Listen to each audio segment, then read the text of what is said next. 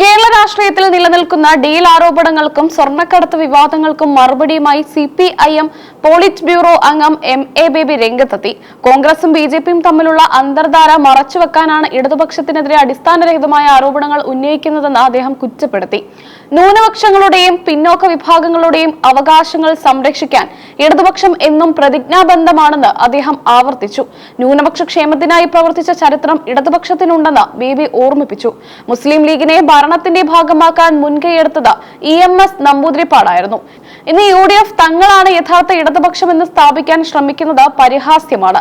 കോൺഗ്രസിന്റെയും BJPയുടെയും സാമ്പത്തിക നയങ്ങൾ ഉദാരവൽക്കരണത്തിൽ അധിഷ്ഠിതമായ ഒന്ന് തന്നെയാണെന്നും അദ്ദേഹം വിമർശിച്ചു.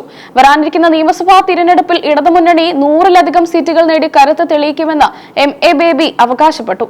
കഴിഞ്ഞ തവണ സെഞ്ചുറി അടിക്കാൻ കഴിയാത്തതിന്റെ കുറവ് ഇത്തവണ ജനങ്ങൾ നികത്തും.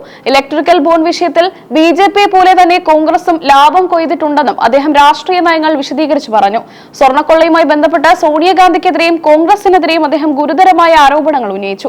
സ്വർണ്ണക്കടത്ത് കേസിലെ പ്രധാന പ്രതികൾ സോണിയാഗാന്ധിയെ സന്ദർശിച്ചതിൽ വലിയ ദുരൂഹതയുണ്ട്. അതീവ സുരക്ഷയുള്ള ഇടത്ത് പ്രതികൾ എങ്ങനെ ഒന്നിലധികം തവണ എത്തിയെന്ന് കോൺഗ്രസ് വിശദീകരിക്കണം. ഇക്കാര്യത്തിൽ വ്യക്തമായ മറുപടി ജനങ്ങൾ ആഗ്രഹിക്കുന്നുണ്ടെന്ന് അദ്ദേഹം പറഞ്ഞു. പാർട്ടി നേതാക്കൾക്കെതിരെയുള്ള നടപടികളെക്കുറിച്ചും ബേബി നിലപാട് വ്യക്തമാക്കി. പത്മകുമാറിനെ അറസ്റ്റ് ചെയ്തത് ചുമതലയിൽ വീഴ്ച വരുത്തിയതിനാണ്. തെറ്റ് ചെയ്തെന്ന് ബോധ്യപ്പെട്ടാൽ ആരെയും പാർട്ടി സംരക്ഷിക്കില്ല.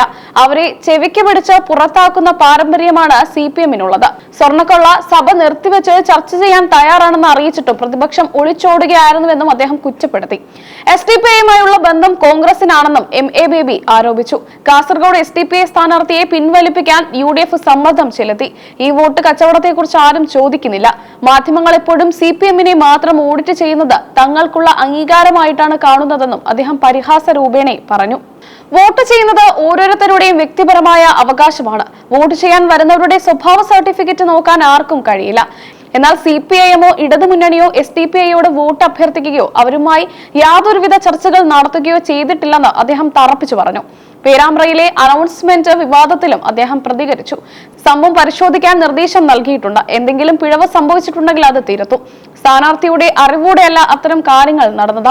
ഫാത്തിമ തഹ്ലിക്കെതിരായ പരാതി നിയമപരമായ വഴിക്ക് നീങ്ങട്ടെ എന്നും അദ്ദേഹം പറഞ്ഞു. കോൺഗ്രസ് നേതാക്കൾ BJPയിലേക്ക് ചേക്കേറുന്ന കാഴ്ചയാണ് ഇപ്പോൾ കാണുന്നത്.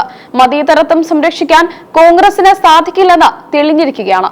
BJP നേരിടാൻ ഇടതുപക്ഷത്തിന് മാത്രമേ കരുത്തുള്ളൂ എന്ന് കേരളത്തിലെ ജനങ്ങൾക്കറിയാം.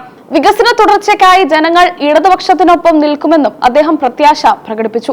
UDFന്റെ നയങ്ങൾ ജനവിരുദ്ധമാണെന്നും അഴിമതിയിൽ മുങ്ങിയ പ്രതിപക്ഷം ഭരണപക്ഷത്തെ പഴിചാരി രക്ഷപ്പെടാൻ ശ്രമിക്കുകയാണെന്നും ബേബി പറഞ്ഞു. വരാനിരിക്കുന്ന തിരഞ്ഞെടുപ്പ് ഫലം പ്രതിപക്ഷത്തിനുള്ള കനത്ത തിരിച്ചടിയാകും. വികസനവും ക്ഷേമവും മുൻനിർത്തിയുള്ള ഇടതുപക്ഷത്തിന്റെ പ്രവർത്തനം 100 സീറ്റുകൾ കടന്നുള്ള വിജയത്തിലേക്ക് നയിക്കുമെന്നും MA ബേബി പ്രസംഗം അവസാനിപ്പിച്ച് പറഞ്ഞു.